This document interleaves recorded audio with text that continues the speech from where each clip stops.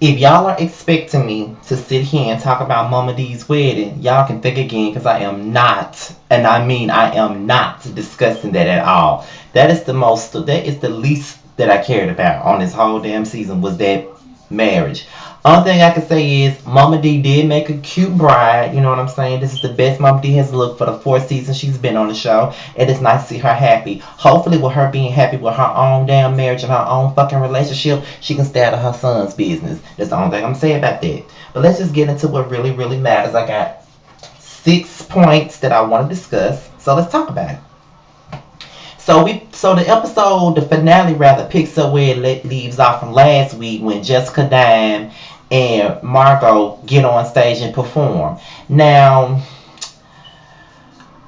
apparently Mimi was pretty much unfazed by the betrayal that Jessica Dine portrayed up there on that stage because she pretty much brought Margot out there just to be spiteful. You know what I'm saying? Like, oh, I'm gonna show this bitch. You know what I'm saying? Like, this bitch ain't been doing nothing for me, so I'm gonna show her who the real bitch is. I just feel like Jessica Dine be doing the most. And I started off liking her this season or whatever, mainly because she read Rashida. But it's kind of like, bitch, if you really are serious about trying to get a motherfucking career, because you keep on talking about my career, which you don't really have one at all, and you will never have one because of your behavior, and you really need to check yourself. Because at the end of the day, you just making yourself look bad. You're fucking up your own name in the streets. Don't nobody want to work with nobody like that. You know what I'm saying? Like, it's already bad enough that the music that you make ain't even popular anymore. Like that Trina shit. Ain't nobody even listening to Trina like that these days. So what the fuck are you talking about, bitch? Like, you really need to find yourself. You need to humble yourself, and you need to eat a piece of humble pie. And like I told you before, make sure the bitch is peach, because you really need to sit down somewhere. And then you going up on Stevie J. And then what I can't stand about females is this: when they want to step up to a nigga, and the first thing they say, oh, I fight niggas too, I fight niggas too. Okay, but the second you get your ass clocked in the face by a nigga, you're gonna be somewhere crying trying to call your boys to jump on a nigga when you just said you fight niggas too. So stop. I wish these women would stop stepping up to us as men like they gonna do something, because you really need to stop that shit, honestly. Because I would never put my hands on a female. However, a bitch like that will make you put your hands on a female. Stop running up on niggas like that when you know you ain't about that life. Stop. Because I swear to you, you better ask Molly the maid. But anyway, let's talk about Tony and Kalina. Kalina is probably the most talented person on the show. She's actually putting music out on iTunes, and I'm gonna check it out when I get done with the video.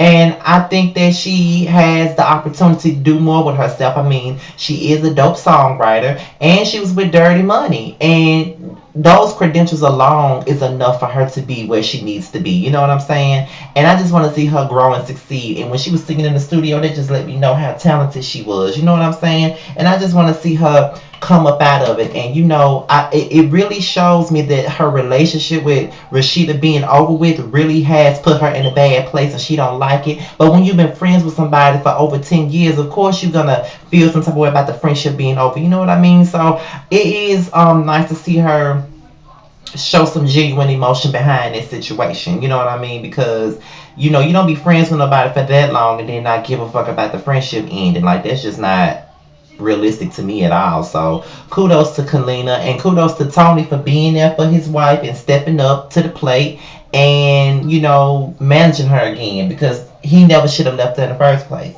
So then we get into Stevie J and Mimi. With everything that's been going on, Stevie J and Mimi have come to a better place. They have been set up, have been able to co-parent the right way. Stevie J has gotten himself clean, gotten himself together, and now he's about to move to LA, and he wants Mimi and Eva to be there. Now, even though Mimi and Stevie is at a better place, she's still not at the best place with Jocelyn. And she doesn't want to really bring her daughter around the bullshit that, she don't want to be that close to their bullshit, which I can honestly understand. Who would want to have their child around the bullshit that Stevie J and Jocelyn really go through? You know what I'm saying? That's too much for anybody. It'll be too much for my motherfucking ass. So with that being said, kudos to Mimi on that. She says she'll think about it, but she really don't know.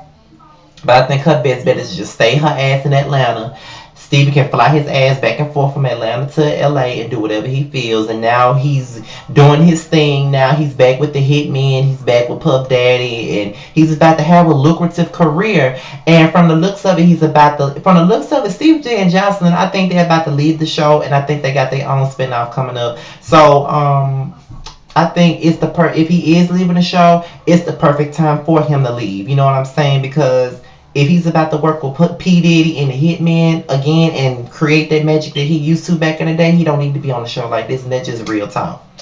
So let's talk about Niko and Marco.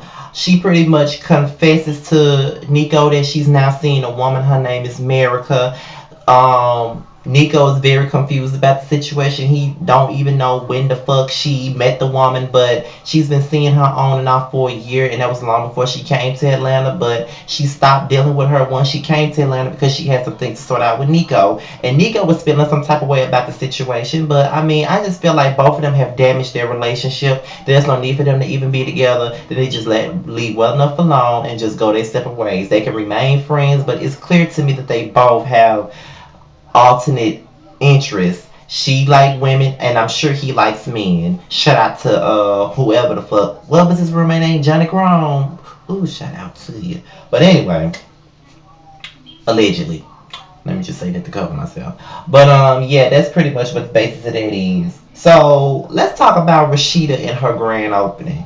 Apparently, she extended an olive branch to Carly, asking her to come to her event. You know what I'm saying, to break the ice between them. And honestly, kudos to Carly for being a mature one in the situation, because I honestly feel like Carly shouldn't even be coming to her shit. That's how I feel, because the way Rashida did Carly was wrong, and it was foul, and she did everything she could to talk about her like a dog and do her bad. And I'm just telling you, Rashida ain't nobody's motherfucking friend, and she damn sure not Carly's friend. And the way she turned her back on Carly so fast for Erica just let me know where she really stood. And at the end of the day, I just feel like Carly, you know, you can come in, congratulate her, but take your ass on. Don't even try to pursue no relationship with Rashida, because she's a fake bitch. She turned on you before. She would turn on your messy ass again. Her and Erica. So just have a damn seat. Give them your false ass cosmetics and keep it pushing, because Rashida ain't your friend. She ain't nobody friend. And I'm waiting for her to turn on Erica's ass in the long run. The last scene of the night was actually Jocelyn's performance. Stevie J wasn't there, and she was performing and everything like that, and she did an okay job. I mean, her music is still garbage, but she did an okay job. She seems like more of a performer than a music artist, and you know, we have a lot of those that are more of performers than an actual musician or a good artist. You know what I'm saying? They just give us a good show. So she goes backstage, and Carly comes back there, and she sees that Stevie J wrote her a note and left her some flowers and shit. And that's when Carly comes in and congratulates her. And when Jocelyn tells her about the letter, that's when Carly says, well, you know, speaking of Stevie J, he said that Mimi told me, I went to Rashida's thing, and Mimi told me that Stevie J is wanting her to move to LA. So from the moment she said that, Jocelyn got upset. Jocelyn feels like all Carly ever does is bring her gossip, which she does. And she feels like she's not being a real friend to her.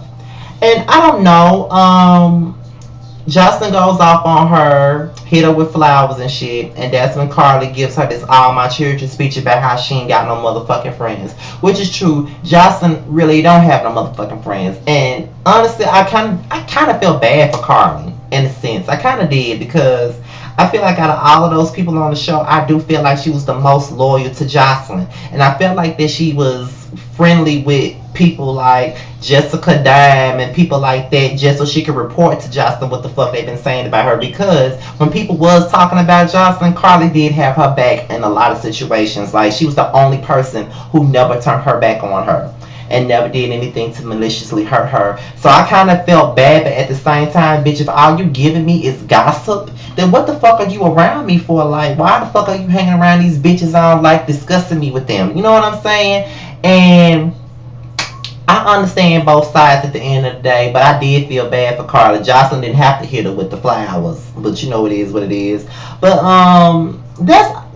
this video was short as hell. But that's all I really got to say about the finale. I mean, it really wasn't nothing going on. It really wasn't all that. I'm looking forward to the reunion. I think the reunion is really gonna make up for these last few episodes. But that's all I gotta say on Love and Hip Hop. Follow me on Twitter at Mr. underscore still standing without the G. My Instagram is Scotty underscore by underscore nature, and my Facebook fan page is Team Scotty. The next videos you will see from me is my Married to Medicine review, and you'll be seeing my testimony too. I'm gonna film both Married to Medicine, because I tried to film Married to Medicine last night alongside my Basketball Wives video, but the camera died on me as I was filming my Married to Medicine video, so I got to do that one over. So I'm gonna film my Married to Medicine and my testimony video. I'm gonna film both of them tomorrow, and they should be both up by Wednesday. So I'm out of here, you guys. Peace.